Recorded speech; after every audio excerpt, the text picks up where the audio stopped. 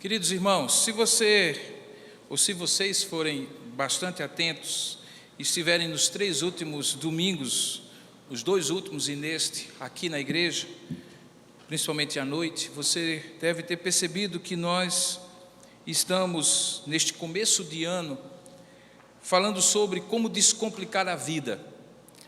Nós entendemos a equipe pastoral em oração, pedindo a Deus que nos guiasse, que no começo de ano, no meio de tantas atitudes, de escolhas que precisamos tomar, de decisões que precisamos fazer, de coisas que precisamos priorizar, certamente nós poderíamos cair no erro de outros anos anteriores e começar a decidir o que fazer assim e acumular de maneira muito clara coisas e mais coisas, e aí chegarmos ao fim do ano mais uma vez e descobrirmos que não conseguimos atingir os nossos objetivos.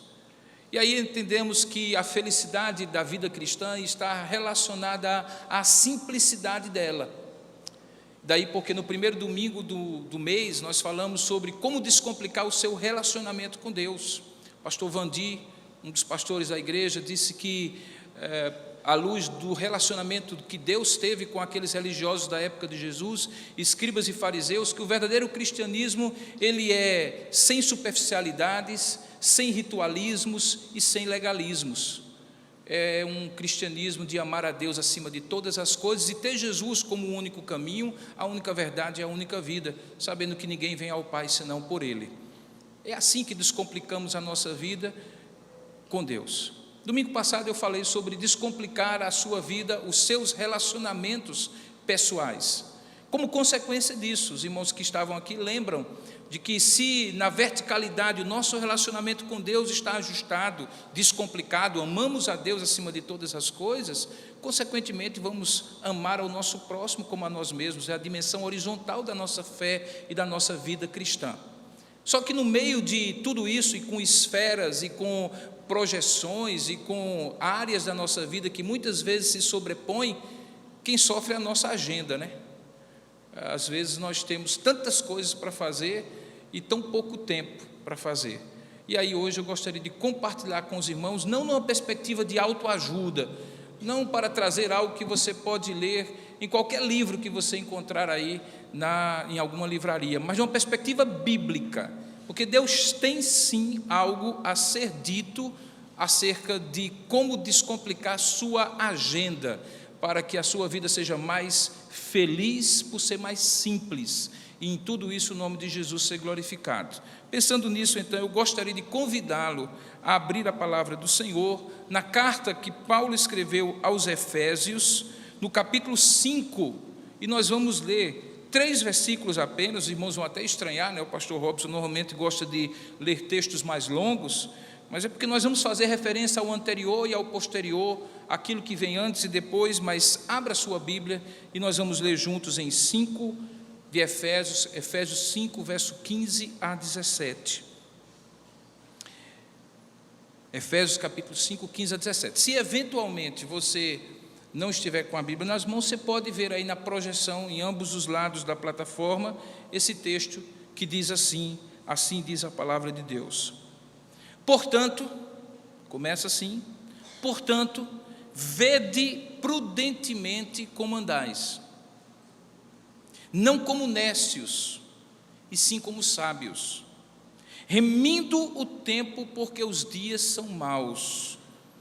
Por esta razão, não vos torneis insensatos, mas procurai compreender qual a vontade do Senhor. Vamos ler juntos? É um textinho pequeno, dá para ler juntos. Vamos lá? Portanto, vede prudentemente como andais, não como nécios, e sim como sábios, remindo o tempo, porque os dias são maus. Por esta razão, não vos torneis insensatos, mas procurai compreender qual a vontade do Senhor. Amém. Vamos pedir que Deus fale conosco? Oremos. Ó Deus amado, nenhum de nós está aqui para receber receitas, fórmulas, mapas, que uma vez seguidos, praticados, dispensem a Tua presença na nossa vida, o Teu guiar interno, sobrenatural na nossa vida. E muito pouco existe que eu possa falar para este povo, Pai. Por isso, ó Deus, eu quero Te pedir que a Tua palavra que reina soberana, Senhor, todas as vezes que é exposta, fale por si mesma. E que seja o Senhor e somente o Senhor, pelo Seu Espírito, que nos ajude a compreender que dimensão é essa do tempo, que tem uma íntima relação, tão íntima relação com a nossa espiritualidade. Pedimos que, da mesma maneira como temos aprendido que onde estiver o nosso tesouro, aí estará o nosso coração, que também possamos aprender nesta noite, que onde estiver o nosso tempo, estará o nosso coração. Ensina-nos segundo a Tua palavra, pois é isso que nós te oramos em nome e para a glória de Jesus. Amém. Um dos intelectuais mais proeminentes, mais respeitados e mais produtivos, com mais de 50 livros escritos, é um polonês de 84 anos, que alguns de vocês talvez já tiveram a oportunidade de ouvir falar ou ler, Zygmunt Bauman, sociólogo, que escreveu uma obra que foi traduzida já em vários idiomas, inclusive em português, chamado Amor Líquido. A ideia de Bauman, não somente neste livro, mas em todos os livros que ele produz, é de que nós estamos vivendo relacionamentos líquidos, um tempo líquido, estruturas que nem poderiam ser chamadas de estruturas, porque elas são tão líquidas que elas mal se sustentam, mal permanecem. Quando ele chama de líquido, ele mesmo define. Ele diz que líquido é tudo aquilo, na ideia que ele coloca, que é feito para não durar. Tudo que é transitório, tudo que não tem permanência, que não tem constância, que não tem consistência. Inclusive, principalmente, a própria ideia contemporânea do tempo. Nós falamos aqui há poucos minutos de como o tempo está se tornando cada vez mais líquido, e é fácil perceber porque ele escorre nas nossas mãos. Essa liquidez do tempo é o que diz Bauman, produz em nós essa sensação, que não tem nada a ver com o tempo mesmo. Os segundos não estão mais rápidos, os minutos não estão mais rápidos, o dia não está mais rápido, mas a sensação que nós temos é de que praticamente todas essas pessoas que estão conectadas nessa grande aldeia global, que é o mundo hoje, sentem que a passagem do tempo já não é mais como em tempos anteriores. Torna-se uma sucessão incontrolável e muitas vezes incontável de momentos rápidos, líquidos, que ora começam, rapidamente se vão. Nesse sentido, Bauman diz nessa obra o seguinte, que nós já podemos legitimamente falar de que o futuro acabou. Ele fala do fim do futuro e explica, ele diz assim, nós vivemos o fim do futuro. Durante toda a era moderna, nossos ancestrais, e não faz muito pouco tempo isso, faz pouquíssimo tempo, é só lembrar da nossa infância para quem tem mais de 40 anos. Durante toda a era moderna, nossos ancestrais agiram e viveram, segundo Bauman, voltados para a direção do futuro. Eles avaliavam a virtude que cada uma de suas realizações era crescentemente acumulada, mas chegaria a uma linha reta final, o futuro. Era para lá que todos caminhavam, dizia Bauman. Porém, enquanto naquela época a visão do futuro, do tempo futuro, guiava o presente, hoje nós vivemos o imediato, o urgente, o que não tem futuro, porque se acaba agora, quando a gente acaba de falar. Nossos contemporâneos, nós mesmos, ficamos então atraídos por atalhos, por senso de urgência, pelo dia de hoje. E, consequentemente, quando você está apagando incêndios a cada momento, você não pensa no futuro. O urgente toma conta do importante e do prioritário. E aí ele diz, nós estamos então mais descuidados, ignorantes e negligentes sobre aquilo que virá, porque não dá tempo para se preparar para o futuro. É interessante que essa maneira dele colocar vai muito de encontro à pressão que nós sentimos, queridos, com essa liquidez do tempo presente. ou melhor dizendo, essa urgência que o presente exerce sobre as minhas agendas pessoais, as suas agendas pessoais, familiares, profissionais, a cada dia. É difícil ir dormir um dia de uma semana normal, inclusive nesse período de férias, sem imaginar a sucessão quase que apavorante e sufocante de coisas que vamos ter que fazer amanhã. Se você for assim, parecido como eu, que não consegue terminar o dia sem revisar a agenda do dia seguinte e da semana seguinte, sem ver quanto tem na conta corrente, porque tem que pagar, muitas dessas coisas são pagamentos que nós temos que fazer, então imagine que as últimas horas do seu dia anterior são coisas do tipo assim, você sofre por antecedência, feito peru de Natal. O fato é que, sem dúvida alguma, o Deus que é Senhor do tempo, que não é líquido da perspectiva de Deus, que é o Senhor da história, tem sim algo a nos ensinar, irmãos, a partir dessa escritura sagrada que está atrás de nós 2000 anos. E o incrível é como Deus, que é Deus do tempo e da história, consegue ter uma resposta a essa liquidez do tempo em pleno século 21. Portanto, nós vamos hoje meditar sobre como descomplicar a nossa agenda e ser feliz com uma vida mais simples. E essa vida mais simples, mesmo em tempos de liquidez. O texto que nós lemos, de Efésios capítulo 5, ele se encontra numa das mais bonitas, profundas e edificantes partes da Bíblia do Novo Testamento. A carta que Paulo escreve aos Efésios é fruto de um investimento ministerial que ele fez naquela igreja que foi a igreja onde ele mais permaneceu tempo, investindo aquilo que ele sabia na formação daquela igreja. Se você tiver a oportunidade de ler a carta aos Efésios, você vai ver que ela se divide claramente em duas partes, capítulo 1, 2 e 3, aquilo que nós chamamos de seção doutrinária.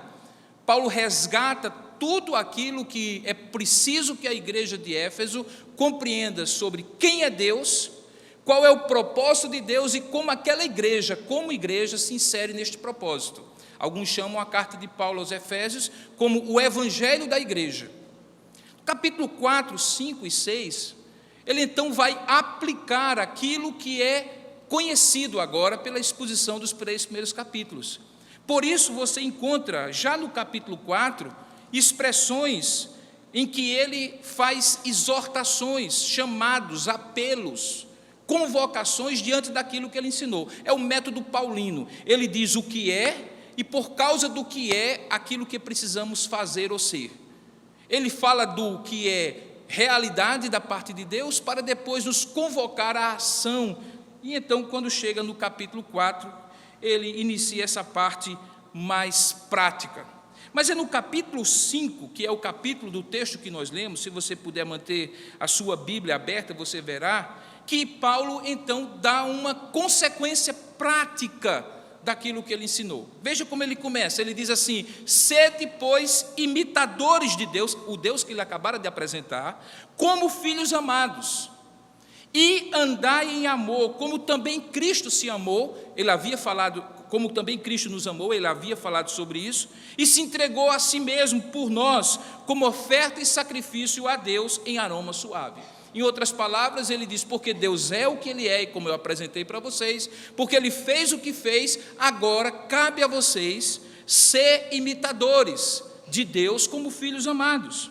Ele então exorta, logo no versículo 1, a andar assim de modo digno desta vocação. No capítulo 5, verso 1, ele diz exatamente isso, mas no capítulo 4 ele já havia falado que nós devemos andar de modo digno desse chamado de Deus. E como é esse chamado de Deus? Veja, no capítulo 4, verso 17, ele diz que é um andar diferente. Ele diz que não é um andar como os gentios pagãos que andam no vazio dos seus próprios pensamentos. Pelo contrário, ele nos incentiva, no verso 2 do capítulo 5, a andar em amor como Cristo amou, a andar em santidade, a também a andar como filhos da luz ao invés dos filhos das trevas, ou seja, a andar com atitudes práticas de rejeição daquelas obras infrutíferas das trevas, e assumindo então uma nova forma de viver a vida. Como? Como imitadores, filhos amados, imitadores de Deus. Essa ideia de andar, literalmente, ou caminhar, é uma ideia muito forte no Evangelho. O Evangelho não é um evangelho estático, ele é um evangelho de progressão, de caminhada, de crescimento, de modo que, claramente, essa manifestação da imitação de Deus é uma manifestação da maneira, uma expressão da maneira como andamos. A maneira como andamos diz o que nós cremos, diz a quem devotamos a nossa vida, diz para onde nós estamos caminhando, quais são os nossos valores. A prática da vida diz aquilo que nós cremos. Por isso que fica muito claro quando Paulo, depois de expor uma série de partes iniciais, chega no versículo 15 e liga, irmãos, a maneira como caminhamos com o tempo. Paulo então chega no capítulo 5, verso 15, que foi o texto que nós lemos, e diz exatamente o seguinte: vede prudentemente como andais, ou, traduzindo, vejam como vocês estão vivendo, e vejam isso com muito cuidado, prudentemente. Por quê? Porque vocês precisam não ser tolos, mas sábios, porque uma das manifestações desta sabedoria é o uso do tempo que vocês fazem da vida de vocês. Portanto, tempo e espiritualidade não são coisas distantes uma da outra.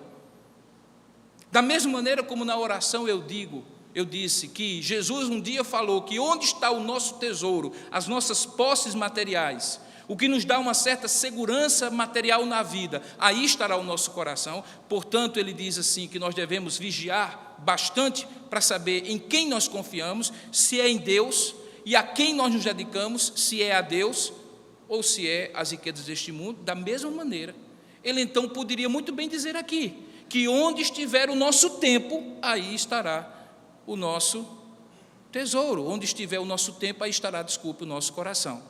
Se você abrir o Infoco antes de ler a Bíblia, não precisa abrir agora, você vai ver que o título do editorial do nosso informativo é Mostre-me sua agenda e eu direi quem você é. Mais ou menos como mostra-me com quem tu andas, que eu direi quem tu és. Porque se amanhã de manhãzinha, segunda-feira típica, nós formos analisar o tempo que nós estaremos envolvendo nas 24 horas que começam hoje à meia-noite, até a meia-noite de amanhã, nós iremos então compreender quais são as nossas prioridades, os nossos valores manifestados na nossa agenda. A ideia, portanto, que nós costumamos dizer que nós não fazemos isso ou não fazemos aquilo porque não temos tempo, na verdade é um auto-engano. Nós não temos tempo porque entendemos que aquilo não é o mais importante para nós. Como então descomplicar essa agenda de tal maneira que a nossa relação com o tempo expresse a nossa espiritualidade, demonstre quem é o nosso Deus na prática, na verdade, diga quem é a quem servimos, quem é aquele a quem servimos. O primeiro aspecto que é preciso que a gente perceba é que o tempo é um valor, não é apenas a sucessão cronológica de momentos. Tempo, nós costumamos dizer, é dinheiro. E aí nós queremos dizer que mais do que dinheiro, tempo é um valor. Em tempos líquidos de uma sociedade líquida, há duas coisas que não se pega, mas que são as mais valiosas do mundo hoje. Uma delas é o tempo, a outra é o conhecimento. Em tempos pós-modernos, quem tem tempo e quem tem conhecimento é mais rico do que quem tem posses que podem ser quantificadas. Imagine, por exemplo, um homem milionário à beira da morte. Um bilionário com câncer terminal. Imagine um homem com todo o poder político, prestígio social, conhecimento, relações, mas que não tem mais do que um dia de vida. Do que ele é mais rico? Do que ele é mais pobre? Ele é mais pobre de uma coisa chamada tempo.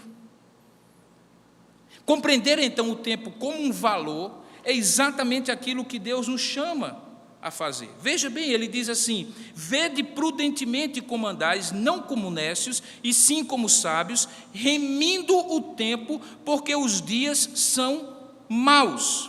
O tempo não é algo assim tão sem valor como nós podemos pensar, e por isso pensamos em desperdiçar.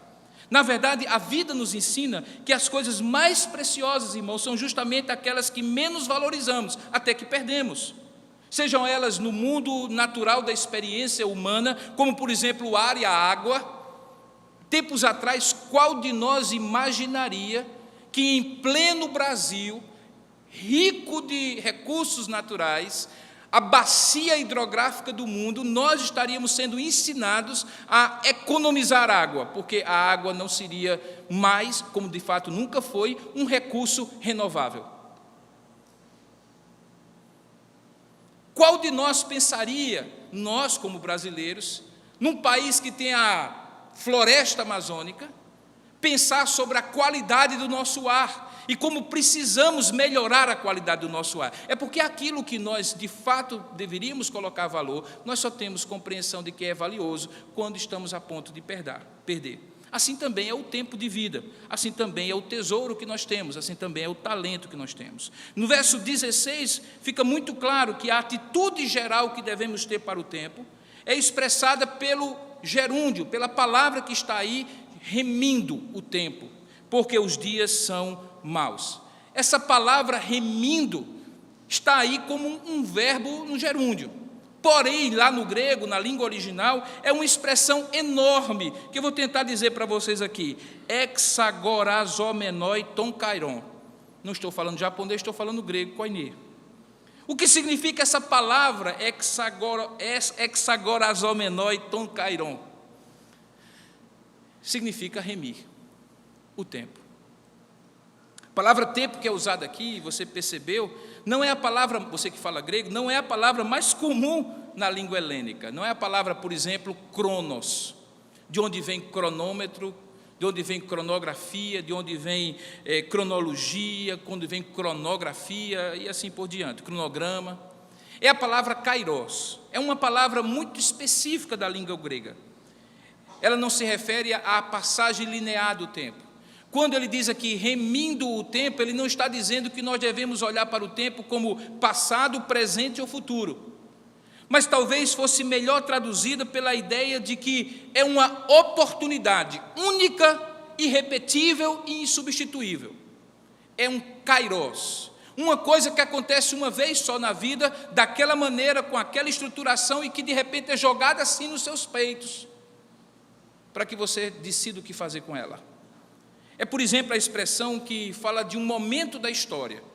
Quando Paulo escreve aos Gálatas capítulo 4, versículo 4, e vai dizer sobre o momento em que Jesus Cristo veio, ele diz assim, que vindo a plenitude do tempo, ou seja, vindo o kairos de Deus, Deus enviou o seu Filho, naquele tempo concreto da história, nascido de mulher, nascido sob a lei, para resgatar os que estavam debaixo da lei.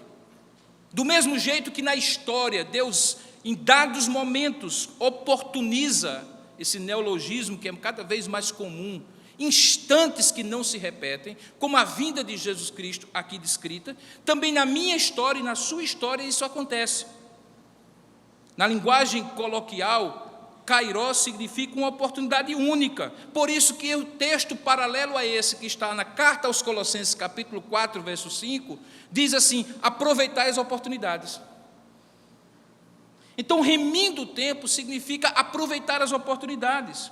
Agora, queridos, preste bem atenção, porque se quando falamos em remir o tempo, como algo que nós devemos fazer, é porque, de fato, nós temos a tendência de não fazer. O tempo cronos passa ao longo de segundos, minutos, dias, semanas e anos. Mas, na verdade, irmãos, como alguns já disseram para nós, o cronos da nossa vida se constitui de kairos, repetidos um após o outro, oportunidades únicas. Agora, passou. Eu nunca mais vou ter a oportunidade de pregar este sermão para vocês aqui, nesse contexto, porque é virtualmente impossível que todas as circunstâncias que circulam e interpenetram as nossas vidas e que convergiram no Kairós de Deus para esta noite, do dia 17 de janeiro de 2016, aconteçam de novo. Basta que um de vocês não esteja aqui, basta que eu não esteja aqui, basta que uma palavra que eu tirei de dizer não disse, ou que eu disse e não falei mais, e essa oportunidade não aconteceu mais, e não mais acontecerá. Assim é com a minha vida, assim é com a sua vida. Assim, nunca mais, queridos, nunca mais eu terei 5 anos de idade. Nunca mais eu terei 15 anos de idade. Nunca mais eu terei 25 anos de idade. Nunca mais eu estarei em determinados momentos e lugares onde eu estive. Essa cultura do selfie, que nos faz querer registrar e cristalizar no tempo momentos que já passaram, se por um lado nos fazem escrever uma história cronológica de momentos da nossa vida, por outro lado, nos fazem perder a oportunidade de usufruir. Lá em casa nós temos um dilema. Séfora é uma pessoa que gosta de muitas fotografias, mulheres gostam de fotografias, e então, quando nós vamos sair para qualquer lugar, nós temos ali 2 pessoas, uma que quer aproveitar e outra que quer tirar foto. Você não tem esse problema, certamente, sua esposa não é assim, sua namorada não é assim, seus filhos não são assim. Então, você fica naquela situação de eu aproveito ou eu tiro a fotografia. Bom, eu sou daqueles que eu prefiro aproveitar. Mas há gente que quer prender o tempo kairós numa foto. Por quê, queridos? Porque nós temos a nítida convicção de que aquele tempo não vai voltar mais.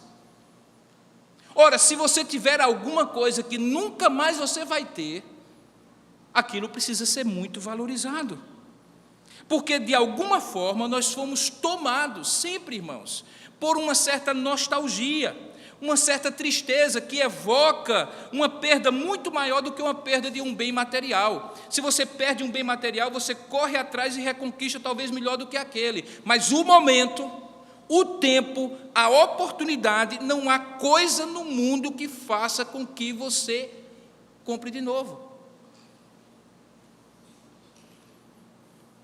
Se eu quisesse fazer vocês se sentirem muito mal, se sentissem muito mal aqui, eu talvez pudesse fazê-los relembrar das oportunidades que pensamos. Pais, lembra daquele primeiro jogo do futebol do seu filho, em que você não esteve? Essa é tradicional, né? Um clichê de cinema americano. Mães, lembra daquele primeiro momento, quando sua filha falou pela primeira vez que estava paquerando, namorando, ou pensando em namorar um rapazinho? Maridos, e aí os maridos são sempre mais esquecidos, né? Lembra do primeiro beijo? Lembra da primeira carta? Na época que escrevia-se cartas? Porque hoje as pessoas namoram por WhatsApp, né? É algo muito romântico, faz parte dos tempos líquidos, né? É tão romântico que inventaram os emojis, né? Aqueles emoticons, para que você possa colocar alguma emoção naquele negócio VDD, AGR, ABR, MAH, ou seja, verdade que eu te vejo daqui a pouco, amanhã, alguma coisa assim. Valorize isso, porque Deus valoriza. Deus faz o tempo cronos uma sucessão de oportunidades que não voltam. Se não voltam e não queremos ser tomados pela nostalgia, somos levados então ao segundo aspecto. O primeiro é que nós descomplicamos a nossa agenda na medida em que nós damos verdadeiro valor ao tempo. Pare um pouquinho e veja os compromissos que diariamente você assume, o tempo que você investe neles, e você perceberá se eles têm verdadeiro valor ou não para você. Deveriam ter, porque afinal de contas eles não vão voltar mais. O dia de ontem acabou, não existe mais. Mas em segundo lugar, a vida cristã é mais descomplicada e, portanto, mais feliz, na medida em que a nossa relação com o tempo é uma tentativa de comprar de volta as oportunidades. A ideia da palavra remir é justamente essa. O tempo não se repete, o tempo tem valor. O que eu faço com aquilo que eu perdi do tempo? Bom, segundo Paulo, é possível remir o tempo. A palavra remir aqui dá uma ênfase maior na iniciativa que devemos ter, proativa, ativa, para com o tempo, e que exige algum tipo de investimento da nossa parte. Matthew Henry, um comentarista reformado, diz que a ideia de remir o tempo é a de comprar de volta as oportunidades. Segundo ele, quando Paulo está escrevendo isso, ele está imaginando aqueles comerciantes, mercadores de especiarias que vinham do Oriente, de vários lugares e que passavam por Éfeso. E eles tinham que remir o tempo no sentido de que eles precisavam entender quais eram os tempos e as estações corretas para vender e comprar os produtos certos. Havia produtos de estação, de época. Os remidos, ou aqueles que remiam o tempo, conseguiam entender e calcular o tempo que a caravana saía do Oriente para chegar naquele lugar na hora certa, com o produto certo, para a época certa. E quando eles faziam todo um planejamento, eles estavam comprando o tempo, remindo o tempo, fazendo com que o tempo trabalhasse em favor deles. Então, ao usar o verbo remir, Paulo está dizendo que nós podemos sim, irmãos, não voltar no tempo, mas podemos recomprar o tempo. A tendência nossa é de fazer mau uso, e Paulo está dizendo, não desperdice, faça bom uso, recompre o tempo. Aquela oportunidade que passou não voltará, mas como aquela oportunidade haverá outras semelhantes, seja proativo e use o melhor destas novas oportunidades, porque elas compensarão de alguma forma aquelas oportunidades que acabaram. O tempo perdido nos torna ineficientes, irmãos, sem rumo, sem norte, sem foco. Época de férias, por exemplo, é uma época que nós confundimos desconstrução das nossas agendas com desperdício do nosso tempo. Por isso que é muito comum, principalmente aos jovens e adolescentes, quando estão com um período prolongado de férias, lá por volta da terceira, quarta semana, eles começarem a ficar entediados. De vez em quando aparece no consultório alguém dizendo, estou muito triste, doutor. E eu digo, mas triste, que tipo de tristeza? É porque eu não tenho nada o que fazer. Eu disse, não, isso não é tristeza, isso é tédio. Tédio é quando você perde o foco da vida. Você já passou pela experiência de tirar férias e decidir que vai fazer alguma coisa, mas não parar para planejar, e chegar no penúltimo dia das férias, e então você chegar à conclusão que não fez absolutamente nada daquilo que você tinha planejado? É porque, de fato, você não remiu o tempo. Você achou que o tempo poderia simplesmente continuar, e ele seria um recurso inesgotável. E aí chega o final e você descobre, então, que perdeu o tempo. Paulo diz que nós precisamos nos tornar mais eficientes, porque isso nos dá rumo, nos dá norte, nos dá foco. Quando perdemos tempo, nos tornamos desencorajados. Várias pessoas perguntam para mim, qual é que eu faço com meu filho adolescente ou meu filho jovem, que nunca termina uma coisa que começa? Bom, as explicações poderiam ser as mais diversas, mas uma das explicações é que você vai perdendo a capacidade de se motivar quando você faz projetos que você não termina. Da próxima você vai ser do mesmo jeito, eu não vou conseguir chegar no final. E você vai se desencorajando, porque a negligência, o desperdício do tempo, faz com que você não acredite mais que pode aproveitar o tempo. Avaliamos que já perdemos, então perdido por 1, perdido por 10, eu vou ficar aqui deitado. Levam-nos também a abrir mão de responsabilidades que nós não podemos abrir, irmãos. A ineficiência com o nosso tempo faz com que sejamos extremamente irresponsáveis com a nossa vida. Você só tem essa, e ninguém vai poder lhe dar 1 minuto sequer da vida que você está desperdiçando. A coisa mais incrível do mundo é uma frase que me chegou há alguns anos atrás, que me ajuda muito a compreender o que é que eu estou fazendo com a minha vida, irmãos. Todas as vezes que eu não faço minha agenda, pode ter certeza, alguém vai fazer por mim. Agora, eu lhe pergunto, você pegaria todo o seu dinheiro, colocaria num saco e diria assim para alguém, isso não tem valor para mim, faça com ele o que você quiser? Alguém aqui faria isso? Alguém faria essa tolice? Pegar todo o seu dinheiro, toda a sua economia, todos os seus bens, colocar num saco e dizer assim, faça com ele o que você quiser, porque isso não é tão importante, que eu dê muita importância a isso, que eu dê tanto interesse a isso, você não faria. Agora, nós fazemos continuamente o nosso tempo, que é o nosso bem maior, e entregamos às pessoas. Conseguimos começar um dia, e se alguém perguntar para mim ou para você, o que é que você vai fazer nesse dia? Ah, não sei. Vai aparecer alguém com uma tarefa para você. Vai aparecer alguém com uma agenda para você. Vai aparecer alguém que vai dizer a você o que fazer, mesmo que seja do tipo, como acontece em casais. Bem, tu pode ir comigo para o shopping? Querido, se você já não tiver uma desculpa muito bem concatenada para essa verdadeira tentação de desperdiçar o tempo, que é ir para shopping, ver vitrine. Claro, eu estou falando de um ponto de vista masculino. Mas a agenda é minha. Eu que tenho que cuidar dela. Se eu não cuido, alguém cuida. O tempo perdido, portanto, faz com que nós abramos mão da responsabilidade que temos com a nossa própria vida, irmãos. Porque se não fazemos a nossa agenda, se não fizermos a nossa agenda, pode ter certeza, alguém aparecerá com alguma coisa para completar a sua agenda. E bingo. Quem é a pessoa, ou quem deveria ser a pessoa mais interessada a fazer bom uso do seu tempo? É sua mulher? É seu marido? É seus filhos? São seus filhos? São seus amigos? Deixa eu lhe dizer uma coisa. Ninguém deveria cuidar da sua vida melhor do que você mesmo. Essa responsabilidade a gente não transfere para ninguém, por mais que a gente confie em alguém.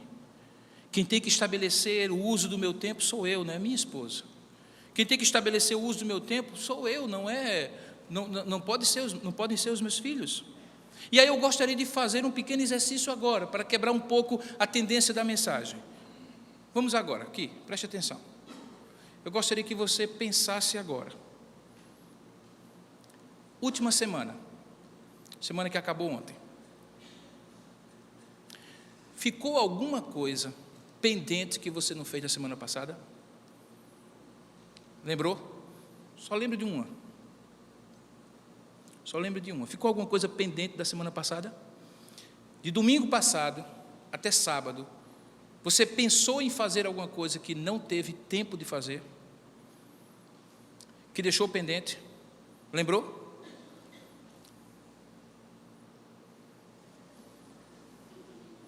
10? Não, só uma. Ok. O que é que você estava fazendo quando você pensou em fazer o que acabou não fazendo? O que você acabou fazendo no lugar dessa coisa? Eu me lembrei de uma. Eu me lembrei que eu tinha programado para fazer determinada coisa. E aí eu vim aqui para a igreja. Você sabe que estar aqui na igreja é uma bênção, é o meu trabalho.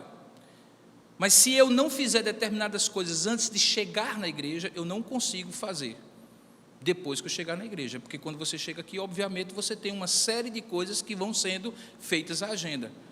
Wagner chega ali com a sua agendinha e já senta perto de mim e diz, pastor, posso despachar com o senhor? Pois não. Aí começa isso.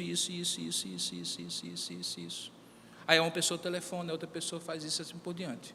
Mas ninguém foi culpado porque eu não consegui fazer o que eu fiz. Você já passou pela experiência de pagar juros tendo dinheiro na conta porque esqueceu de fazer o pagamento? Será que você esqueceu mesmo? Ou será que você foi deixando, colocando outras prioridades na frente, porque alguém fez a sua agenda? O fato é que se você nesta semana fizer a mesma coisa, só um louco pode esperar colher frutos diferentes da mesma semeadura.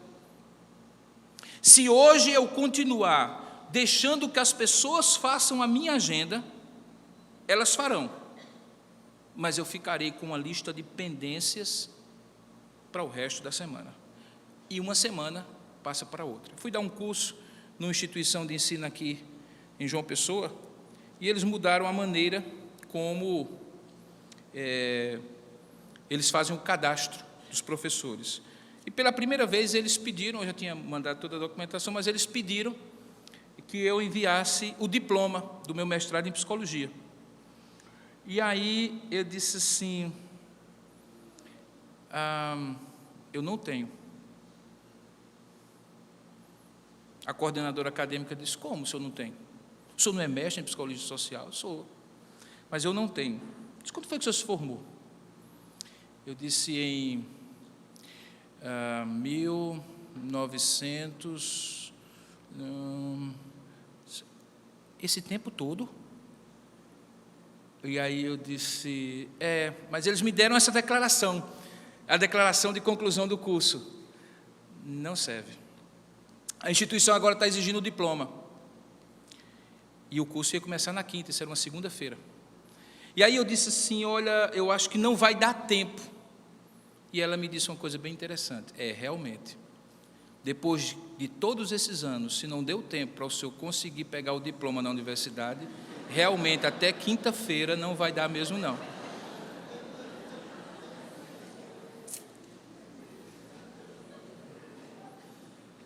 Você está rindo porque sou eu que estou confessando meu pecado aqui.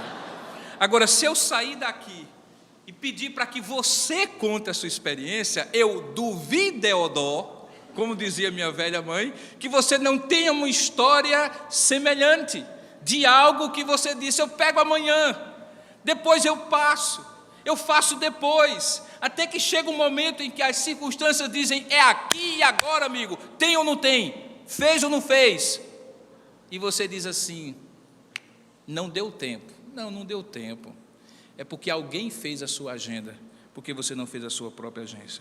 Olha o que é que James Moffat diz sobre isso. Ele diz assim, que nós teremos a eternidade inteira para celebrar as nossas vidas, mas temos uma vida muito curta antes do pôr do sol para conquistá-las. O que nós vamos celebrar pode ser eterno, mas a conquista do que nós vamos celebrar acaba a cada pôr do sol, porque o dia de hoje não volta mais. Por conta disso, nós chegamos ao terceiro momento dessa mensagem, é que a vida cristã é mais descomplicada e feliz na medida em que a nossa relação com o tempo é de encarar o desafio de situações adversas que fazem com que sejamos presos ao tempo. É isso que Paulo está dizendo quando fala que porque os dias são maus. A palavra que Paulo está dizendo não é porque os dias são piores à frente do que atrás, ele tinha enfrentado dias ruins, é porque eles serão mais complicados, as pessoas terão progressivamente mais complicações na vida, os dias serão naturalmente piores, cada vez mais os tempos serão mais difíceis e perigosos para aqueles que neles vivem. Eu tenho 3 filhos, vocês conhecem, o nome do mais velho é Micael, a do meio é Manuela e o mais novo é Gabriel. Mas eles poderiam ser chamados de Manaíra, Orlando e Tambaú, porque eles nasceram exatamente quando eu estava plantando uma dessas 3 igrejas. Nós estamos completando 15 anos de igreja de Tambaú, Gabriel está completando 15 anos. Quando começamos Manaíra, nasceu Micael, o mais velho. E quando estávamos em Orlando, plantando a igreja lá, nasceu Manuela, ou Manuela estava pequenininha quando foi para lá. Por que eu estou dizendo isso? É porque quando eu penso na minha vida, eu penso assim, quando eu estava solteiro, eu tinha mais tempo. Quando eu casei, os dias ficaram piores. Não por causa de Cefra, mas é porque eu quero ser um bom esposo. Eu tenho que dar tempo à minha esposa, não é isso?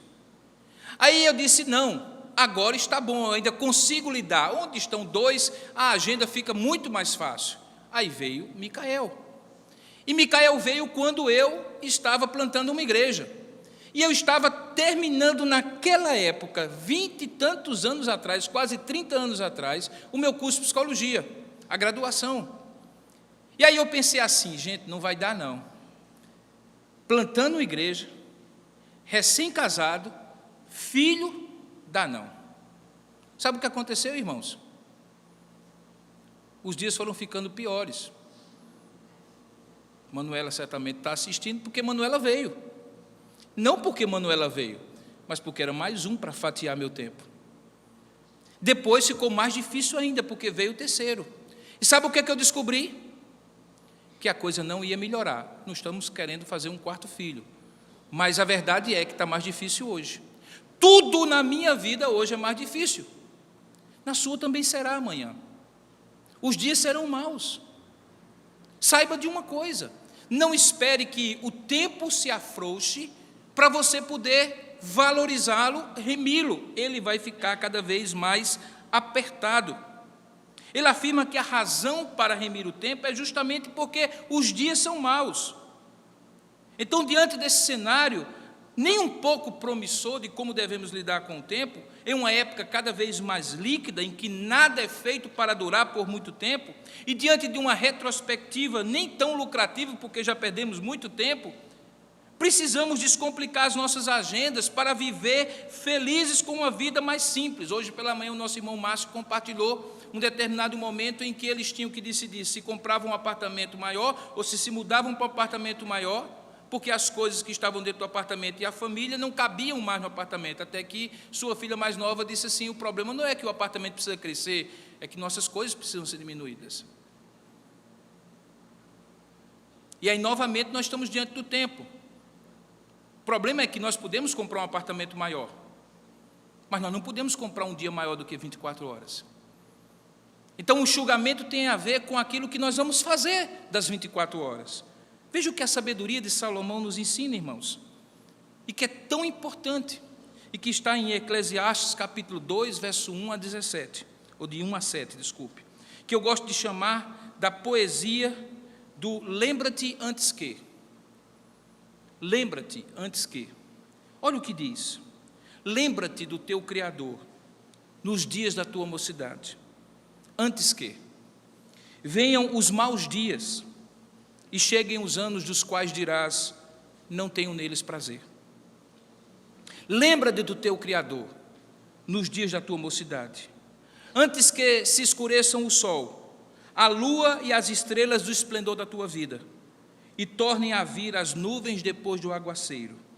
Lembra-te do teu Criador nos dias da tua mocidade, antes do dia em que tremerem os guardas da casa, os teus braços, e se curvarem os homens outrora fortes, as tuas pernas, e cessarem os teus moedores da boca, por já serem pouco, e se escurecerem os teus olhos nas janelas. Antes que aconteça isso, lembra-te do teu Criador nos dias da tua mocidade. Lembra-te do teu Criador nos dias da tua mocidade, antes que os teus lábios, quais portas da rua, se fecharem. No dia em que não puderes falar em alta voz, no dia em que não puderes levantar a voz das aves, e todas as harmonias, filhas da música, te diminuírem, porque já não ouves. Lembra-te do teu Criador nos dias da tua mocidade. Lembra-te do teu Criador nos dias da tua mocidade, antes que também venhas a temer o que é alto, e te espantares no caminho, e te embranqueceres a cabeça como floresce a amendoeira, e o gafanhoto te for um peso, e te perecer o apetite, porque vais à casa eterna, e os pranteadores já estão rodeando a ti na praça. Lembra-te do teu Criador nos dias da tua mocidade.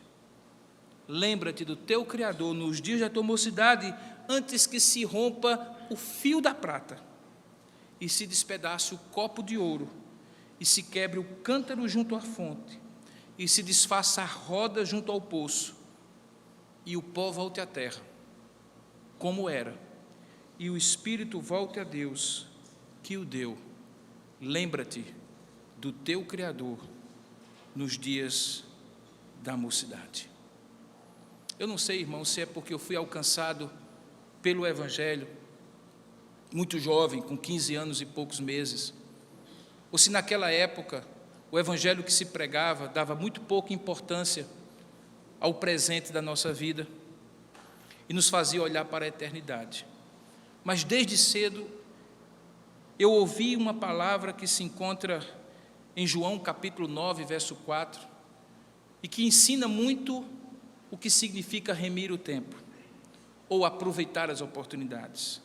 Jesus diz assim: é necessário que façamos as obras daquele que nos enviou, enquanto é dia, porque a noite vem, quando ninguém pode trabalhar. Existe um dia na nossa época de vida, existe uma noite. E do mesmo jeito que dia é para trabalhar e noite é para descansar, há uma época da nossa vida que é para produzir, e outra época da nossa vida que é para manter o que foi produzido.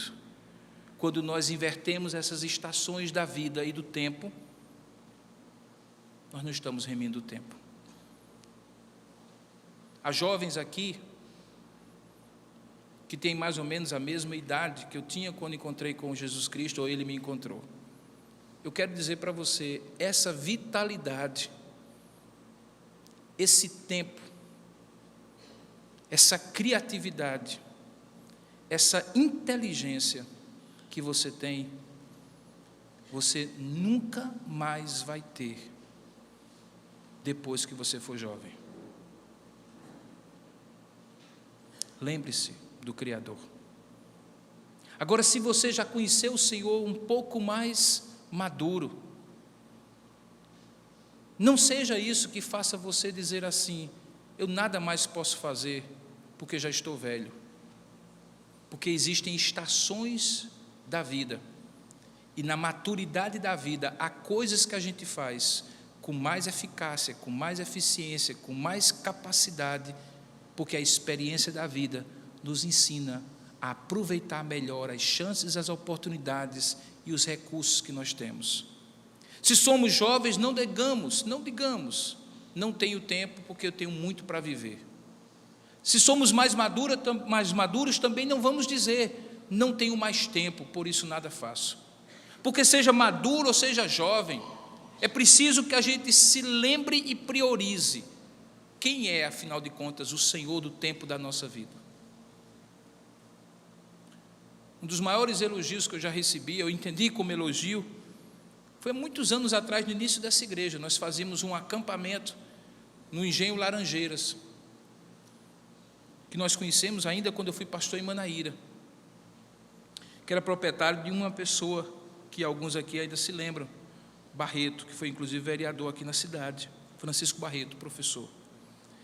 E nós estávamos num determinado momento, depois de um momento lá de culto, e ele disse assim: pastor, eu admiro o senhor porque o senhor é carbonário.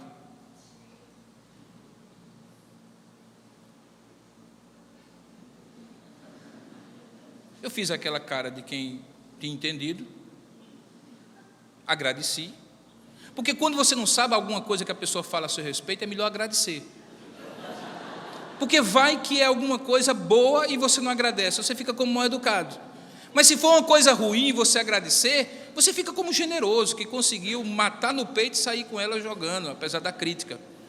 E aí, no quarto, eu fui lá, no dicionário, naquela época não havia Google, eu andava com um dicionáriozinho pequenininho e fui procurar o que é carbonário. Eu descobri que ele me chamou de carvão. Carbonário vem de carvão. E aí eu imaginei que talvez eu estivesse muito bronzeado, mas ele falou de uma maneira lisonjeira. E aí no outro dia eu perguntei: ô Barreto, me desculpe, mas assim, eu não entendi bem por que você me chamou de carbonário. Você sabe que quando você não entende as coisas, você tem que pedir arrego. Em algum momento você tem que dizer, não entendi, e pedir a alguém que explique.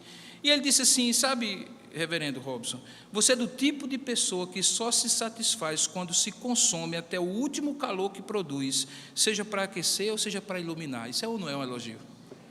Aí eu fiquei todo feliz e virei o cavãozinho mais feliz do mundo. Porque se você prestar bem atenção, para que serve a vida, irmãos? Se não for para você se desgastar naquilo que você acredita, se não for para você investir naquilo que você valoriza. Tem gente que não vive, deixa a vida passar, ou deixa a vida lhe levar. É preciso que você eleja, então, afinal de contas, para que você vai remir o tempo. E eis aqui 2 ou 3 sugestões para você. Aproveite o tempo naquilo que Deus coloca como prioridades para você, querido. É aquilo que eu coloco no texto do Enfoco: abra a sua agenda. Abra a sua agenda. Abrir a agenda e dizer assim: Deus, o que é a prioridade do Senhor para a minha vida? Você já passou pela experiência de começar um dia com uma lista de o que fazer, e lá pelas tantas você não conseguir fazer nada, e você ficar com aquela sensação: era melhor não ter saído de casa, porque nada deu certo? Você já parou, suspeitou que talvez você fez a sua lista, a sua agenda, mas não parou em algum momento para dizer: Deus, isso aqui é o que eu quero fazer, ou o que eu preciso fazer, ou o que eu devo fazer. Agora, o que é que tu queres para mim? Qual é a tua agenda para mim? Abra sua agenda para Deus.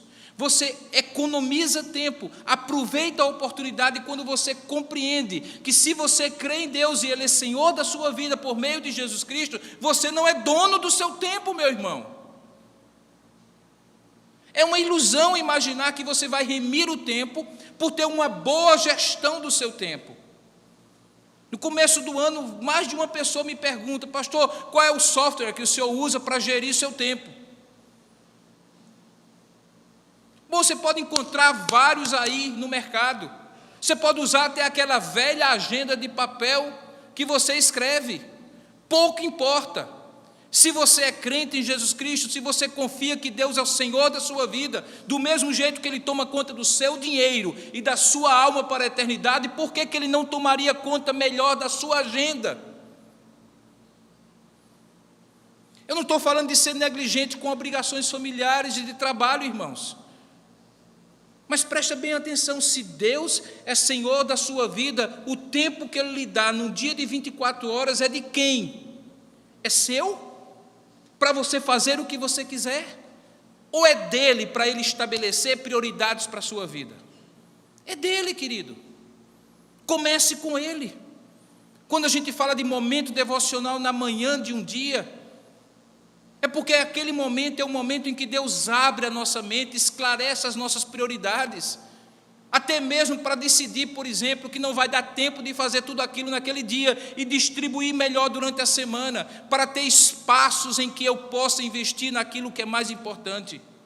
Passamos uma semana após a outra, não temos tempo para sair com a esposa ou com o esposo, não temos tempo para filhos, não temos tempo para as coisas da igreja, não temos tempo para visitar os amigos, eles morrem e a gente fica lamentando porque não visitou enquanto eles estavam vivos. E por que isso acontece? Porque as nossas prioridades refletem os nossos valores, e os nossos valores serão sempre egoístas, porque o tempo é um valor que nós vamos sempre agarrá-lo com a mão.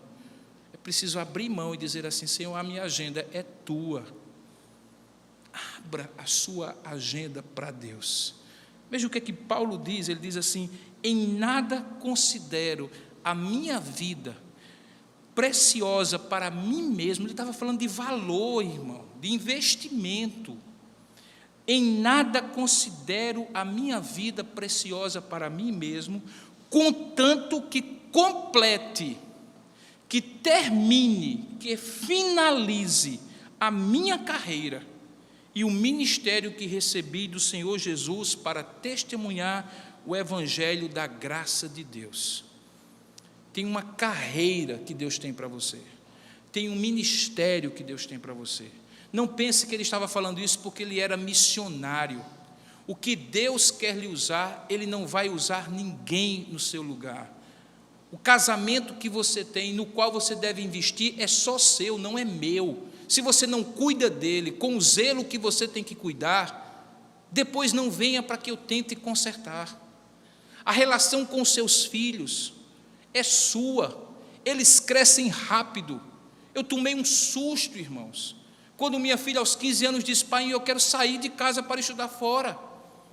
Eu imaginava um dia que minha filha iria sair dos meus braços para os braços de um sujeito abençoado que ele vai escolher para ela, mas daqui a 30 anos, irmãos.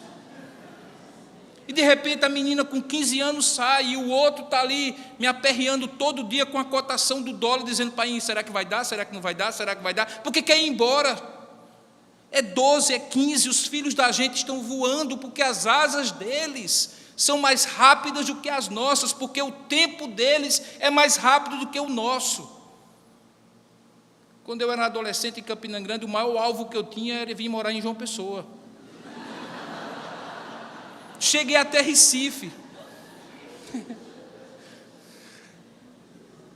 Meus filhos pensam em alguma coisa um pouquinho mais elevada, um pouquinho mais além. Corra, daqui a pouco eles batem asa e você não conviveu com eles. Por quê, querido? Porque há uma carreira que é sua, um ministério de pai, de mãe, de marido, de mulher que é seu, não é de ninguém mais. Abra a sua agenda para o que Deus quer fazer na sua vida. Nesse ano de 2016, não fique com a sensação de que você não vai conseguir fazer os seus objetivos. Fique com a certeza de que se você investir correto, abrir a sua agenda para Deus, você chegará no dia 31 de dezembro, tendo cumprido a sua carreira para o ano de 2016. Mas só se você abrir a sua agenda para Deus. Segundo lugar, prático. Estabeleça prioridades, que não sejam as suas prioridades, que não sejam apenas para o seu bel prazer. Irmãos, eu sei que há um tempo que a gente precisa olhar para a gente, talvez seja esse momento que você esteja vivendo, mas veja, mesmo esse tempo precisa ter uma finalidade maior. Eu fico imaginando, queridos, que existe um tédio daqueles que não têm o que fazer, mas existe outro tédio daqueles que, tendo tudo o que querem, podendo fazer, não sabem mais como animar a vida. Somente a ética profissional me impede de dizer nomes e circunstâncias, mas eu posso garantir a vocês que talvez uma das coisas mais tristes é você estar num consultório e ouvir de um dos homens mais ricos que nós temos no nosso estado dizer algo semelhante assim: eu acordo no dia a dia da minha vida, podendo comer tudo o que eu quiser, ir para onde eu quiser e fazer o que eu quiser, e eu termino todo dia com um vazio, achando que a vida não pode ser somente isso. E eu digo para ele, realmente, a vida não é somente isso. A gente quer ter mais dinheiro para poder fazer mais coisas. Eu garanto, tem gente que tem muito dinheiro e faz tudo o que você gostaria de fazer, mas nem por isso é feliz, porque infelizmente a vida é de si para si mesmo. Mesmo quando tomamos conta da nossa vida, nós precisamos tomar conta da nossa vida em função de algo maior. Quando em 2005 eu tive a oportunidade de ir ao Havaí fazer o curso do Instituto Haggai, eu encontrei um homem de quase 60 anos de idade. Naquela época eu tinha 40 anos de idade. E ele tinha algo que era fenomenal, ele tinha uma disposição física que era tremendo. Aquele homem era um esportista, aquele homem era uma pessoa de uma energia muito grande, um canadense. E aí eu perguntei para ele por que ele se mantinha assim tão em shape, tão em forma, em todos os sentidos. Não era apenas um cara que gostava de ir para a academia, ele fazia coisas que os outros mais jovens não faziam, disposição, agilidade mental e tudo mais. Ele disse, eu cuido de mim. Aí ele disse, eu perguntei, sim, mas cuida, não entendi, cuida por quê? Ele disse, eu cuido de mim porque as pessoas que mais eu amo vão precisar de mim mais tempo.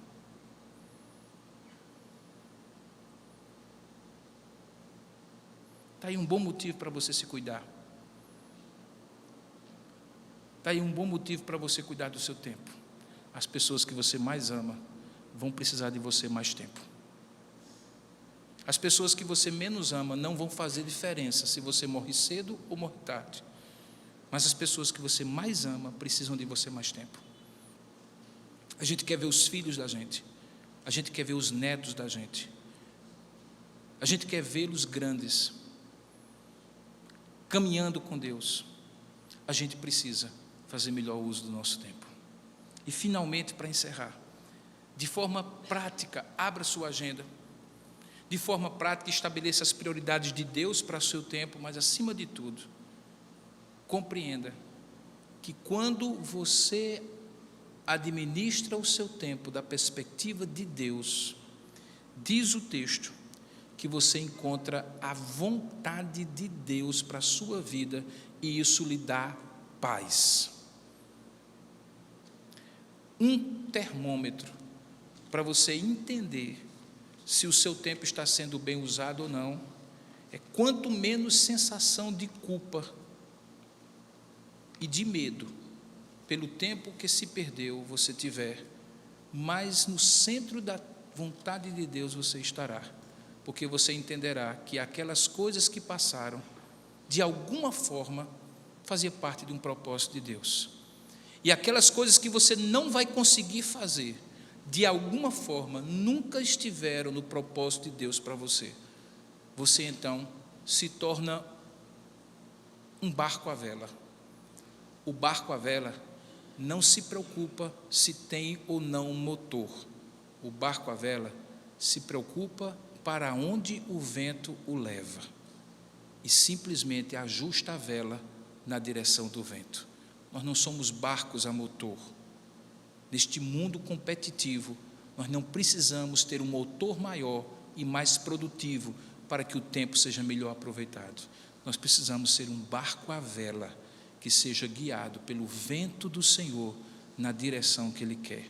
E aí cada um de nós cumprirá a sua carreira, completará o seu ministério. Que Deus nos dê essa sabedoria de remir o tempo, porque os dias são maus. Amém? Vamos nos colocar de pé. Nessa noite eu falei sobre o valor do tempo. Nessa noite eu falei sobre a necessidade de você remir o tempo. E falei sobre a necessidade de você enfrentar todos os obstáculos que fazem com que o seu tempo esteja sob controle de outros. No final da mensagem eu falei sobre abrir a sua agenda para Deus, compreender as prioridades de Deus para a sua vida e entender que quanto menos culpa sobre o tempo você tiver, mais próximo do centro da vontade de Deus você estará. E eu lhe faço agora um desafio no começo deste ano. Primeiro desafio: abra sua agenda para Deus. Que tal você dizer: Deus, eu não sei quanto tempo de vida eu tenho, mas se o Senhor me der vida até o dia 31 de dezembro de 2016, eu quero que o Senhor é que ordene as prioridades da minha vida. Eu quero ser um bom pai, uma boa mãe, um bom marido, uma boa esposa. Eu quero ser um bom profissional. Eu não quero ser negligente, eu não quero ser irresponsável, mas eu quero, acima de tudo, a tua vontade na minha vida. Está aqui a minha agenda, escreva. Você é capaz de confiar em Deus para fazer isso? Você é capaz de abrir mão desse poder que a gente pensa ter sobre o tempo, ou que quer dar aos outros para controlar quando não conseguimos, e colocar o tempo nas mãos de Deus? Faça isso nesse momento. Curva a sua cabeça. Faça esse compromisso com Deus. Abra sua agenda para Deus. Peça que Ele estabeleça prioridades para você. Garanto que não vai faltar tempo para as coisas que você quer fazer, desde que elas conduzam à glória de Deus. Garanto que você não vai se sentir mais culpado no final deste ano de 2016, se você compreender que quem manda na sua vida e no seu tempo é Deus. Abra sua agenda, deixe Deus ordenar as suas prioridades e usufrua o pouco ou muito tempo que Deus tem para você ainda. É o que nós vamos orar nesse momento. Ó Deus amado e querido Pai, fica a sensação, Senhor, muito forte no meu coração, de que falar de uma coisa, Pai, de uma dimensão tão pouco concreta, tão subjetiva, que nós não podemos apalpar com as mãos, nem sentir o cheiro, nem um gosto, que é o tempo, mas que infelizmente tem repercussões em coisas muito concretas, ó Pai. Fica a sensação, Senhor, que somente o Teu Espírito Santo é que pode manifestar a cada um que está aqui, bem como a cada um que está assistindo pela TV, pela internet, o que essa mensagem tem a ver com cada um, Pai. Senhor, eu te pedi no início, junto com os meus irmãos, que nós pudéssemos compreender o que o tempo tem a ver com a nossa vida contigo, com a nossa espiritualidade, para que a gente não imaginasse que são departamentos separados e que eu posso fazer o que eu quiser com o meu tempo e minha vida espiritual não vai ser afetada, ou a minha vida espiritual pode ser do jeito que tiver e o meu tempo não será afetado. Não, Pai, onde nós estivermos com o nosso tempo, aí estará o nosso coração. Ajuda-nos a compreender isso, ensina-nos, ó Pai, e a cada um de maneira personalizada, como a agenda de cada um não pode ser repetida por ninguém, assim também a Tua palavra nessa noite seja personalizada pelo Teu Espírito, porque a gente aqui que precisa, Pai, colocar mais coisas na agenda, e há pessoas aqui que precisam tirar mais coisas da agenda, mas qualquer um de nós precisa entregar o lápis nas Tuas mãos, para que Tu escrevas na nossa agenda, porque ela precisa estar aberta para as Tuas prioridades, e é isso que nós te pedimos que Tu faças. Aqueles que estão levando a sério esse momento, Pai, e compreendendo que nós estamos acabando mais um dia, e que o dia 17 de janeiro não voltará mais, e que amanhã será um novo dia, de apenas 24 horas, que também ao final delas não voltarão mais, e assim será os próximos dias de toda a nossa vida. Aqueles que estiverem entendendo isso, Pai, com o senso de importância que isso merece, ajuda-os, ajuda-nos a que possamos fazer melhor tempo, descomplicar a nossa agenda e viver uma vida mais feliz, mais simples, por estar no centro da Tua prioridade para nós. Oramos assim e te pedimos a Tua bênção em nome de Jesus. Amém.